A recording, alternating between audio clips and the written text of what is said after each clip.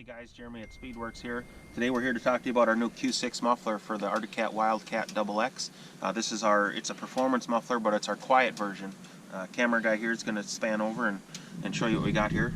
100% stainless steel construction. There's no packing, it's all baffling. So if you're riding in muddy and wet conditions, you can just take the muffler off and wash it if it gets muddy, things like that. You'll never have to repack it.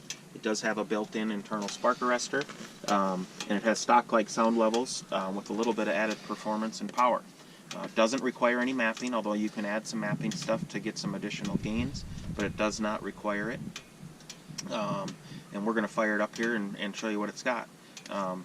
You know, a lot of guys can relate. The stock muffler kind of has that tingy and rattly, almost sounds like something's loose inside the muffler. This eliminates that. On a decibel gauge itself, at 9,000 RPM, it's 1 decibel quieter than stock.